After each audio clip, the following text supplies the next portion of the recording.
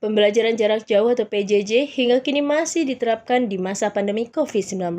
Komisi Perlindungan Anak Indonesia mendapat hampir 800 pengaduan mengenai kebijakan ini. Pemerintah pun telah membuat aturan mengenai bimbingan atau pedoman PJJ serta membuat kurikulum di situasi darurat. Namun, KPAI Bidang Pendidikan Retno Listiarti menyatakan terdapat daerah yang tidak memahami surat edaran tersebut dan masih ada saja yang menggunakan kurikulum lama sehingga memberatkan anak didik. Kami justru mendapat ratusan pengaduan, bahkan total sampai PJJ fase kedua kita mendapatkan hampir 800 pengaduan terkait PJJ.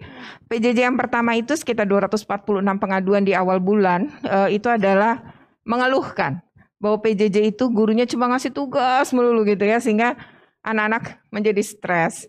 Nah, waktu itu mungkin semua kaget, belum siap, tapi seiring dengan waktu sebenarnya Kemdikbud mulai membuat aturan ketentuan. Nah, salah satunya sebenarnya adalah bimbingan atau pedoman dalam melakukan pembelajaran jarak jauh, yaitu pada surat edaran Sesjen nomor 15 tahun 2020.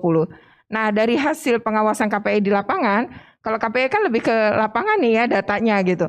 Nah, dari 46 sekolah yang kami datangi di 19 kabupaten kota di Indonesia, hasilnya memang Sesjen, surat edaran Sesjen ini nyaris tidak dipahami daerah, tidak sampai ke daerah, dan jadi petunjuk belajar jarak jauhnya belum berubah. Jadi pada fase PJJ pertama sampai yang kedua, sesungguhnya tidak banyak perubahan. Yang kedua, usulan KPAI terkait kurikulum dan situasi darurat kami apresiasi diwujudkan oleh Kemdikbud.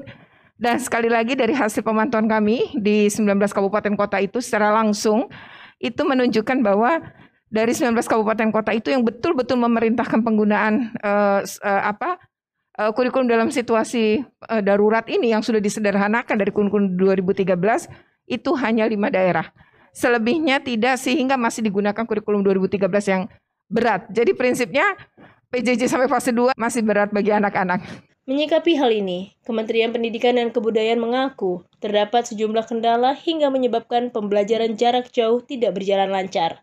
Meski demikian, Koordinator Bidang Peserta Didik Direktorat SMA Kemendikbud, Juan Daniel Syah, menyatakan pihaknya terus berupaya memperbaiki dan memfasilitasi PJJ dengan semaksimal mungkin. Seperti halnya memberikan bantuan kuota agar PJJ dapat dilaksanakan.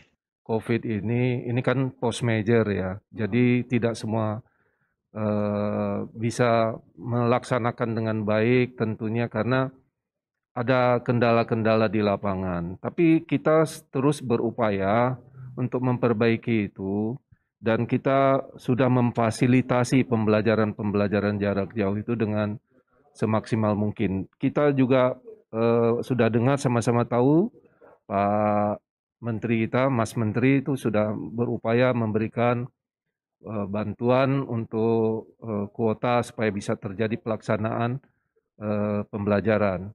Namun di lapangan mereka keluhan-keluhan bisa terjadi karena memang ya banyak masalah juga, banyak hal, termasuk sebenarnya bukan hanya pada guru tetapi juga pada siswa dan orang tua gitu.